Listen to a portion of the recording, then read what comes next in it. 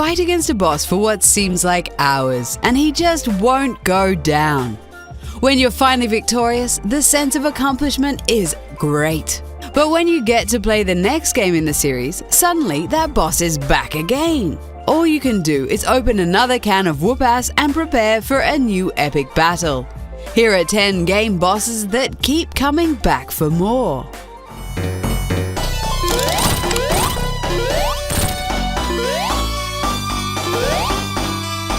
Dr. Robotnik makes an appearance in almost every Sonic game ever released. Eggman loves machines.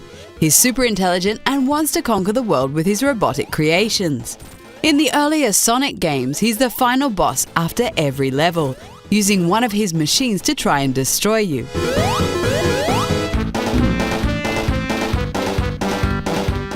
If you have to fight a boss this many times in one game and several other games, then he sure is persistent. Dr. Evo Eggman Robotnik, we salute you.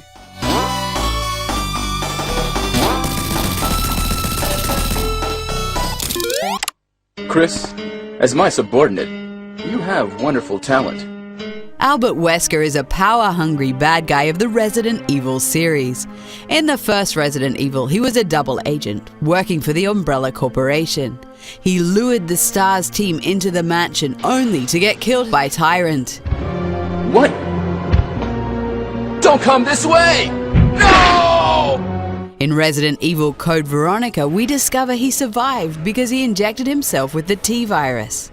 After that, he was mentioned a couple of times in other games before taking the main stage in Resident Evil 5 again.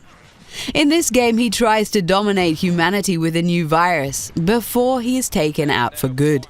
Although you never really know for sure with this devious villain. Suck on this, Wesker. Your time's up, you son of a bitch.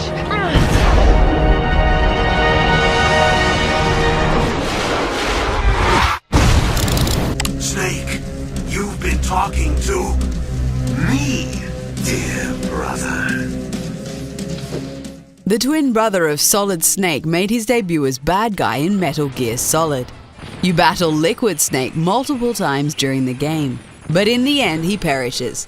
In the sequel and Metal Gear Solid 4, he's back. Well, kind of anyway. Revolver Ocelot carries Liquid Snake's transplanted right arm, and he slowly transforms into a new version of Liquid, becoming Liquid Ocelot. This is it, brother. Our final moment. He even showed up in Metal Gear Solid 5, which took place 21 years before the events of the original Metal Gear Solid. Liquid is a 12-year-old child soldier nicknamed White Mamba. He causes all sorts of trouble throughout the game, which in the end will set the tone for the story of the first Metal Gear Solid. Cut it out, kid. That ain't a toy. Eli. Don't call me that!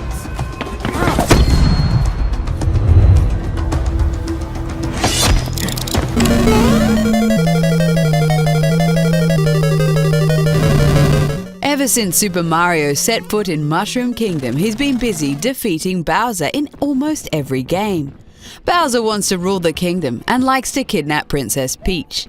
It's Mario who needs to stop him in almost every game. So long, Bowser. From the very first Mario game on the NES to New Super Mario Bros. On the Wii U.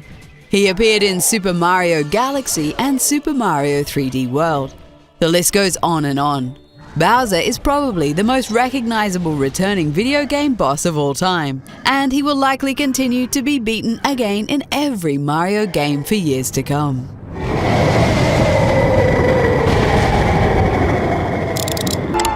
Let's try this again! Night of the Living Squishies, Act 3, Scene 4.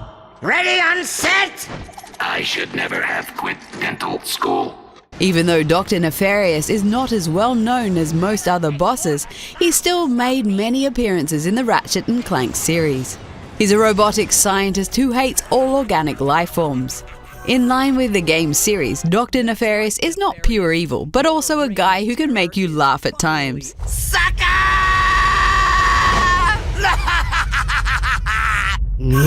He tries to unleash a doomsday device that would turn all organic life into robots. He also wanted to alter history in an effort to make the hero lose over and over again. He certainly qualifies as a boss who keeps coming back for more pain.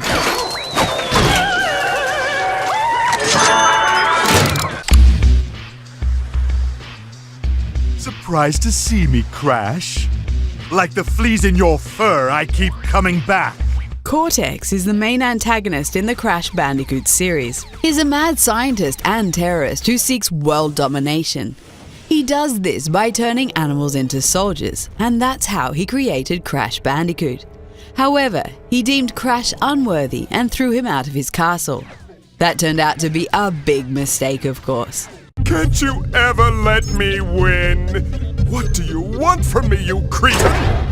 No matter what kind of device Dr. Cortex is working on, Crash Bandicoot will always show up to ruin his party. An evil scientist might not be the most original boss, but he gets a chuckle out of us every time. Oh, I'd love to laugh. I hope you brought something stronger than a portal gun this time. Otherwise, I'm afraid you're about to become the immediate past president of the Being Alive Club. GLaDOS is an artificial intelligence developed by Aperture Science. In Portal, she tests the player throughout the game by giving us ever more difficult test rooms. She's known for her passive-aggressive behavior and witty comments. Although she's defeated in the first Portal, GLaDOS makes a comeback in Portal 2. Hello! Oh, it's you. You know her? It's been a long time. How have you been? She's been rebooted and the testing facilities have been repaired.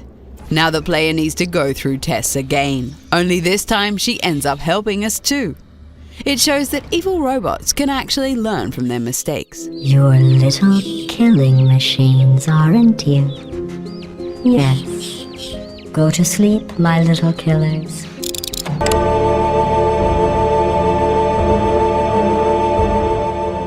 Sephiroth is the only character in this video who has been a bad guy in 2 different franchises. He made his villain debut in Final Fantasy VII. Here he discovers that he has been experimented on. He vows revenge and wants to take control of the planet. The sword-wielding bad guy can also be seen in several Final Fantasy spin-offs. His true reappearance as a boss was in both Kingdom Hearts games. Shower and Sephiroth! Ain't Sephiroth the one who's supposed to be the dark part of Cloud's heart? Did Cloud tell you that? They're optional boss fights, but memorable nonetheless. This guy clearly wants to see the world burn, even showing up in other franchises in order to make it happen. Thankfully, Cloud is always there to stop him.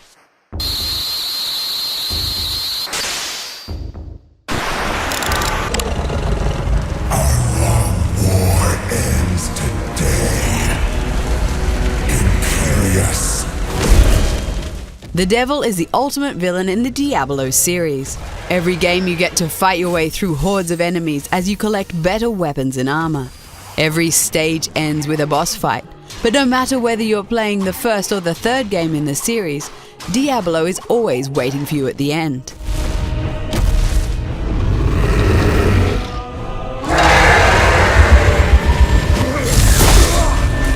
The Lord of Terror is the youngest and most powerful of the 3 prime evils. This demon wants to spread his evil into the mortal realm. However, there are always more than enough heroes trying to stop this from happening.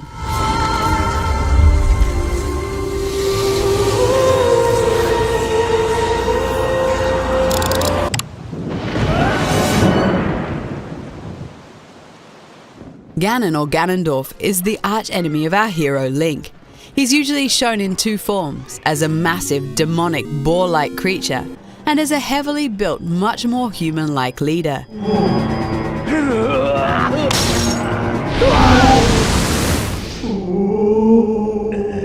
His motives for being a source of evil vary from game to game. Sometimes he is the final boss, and at other times he is the one manipulating a villain from the shadows.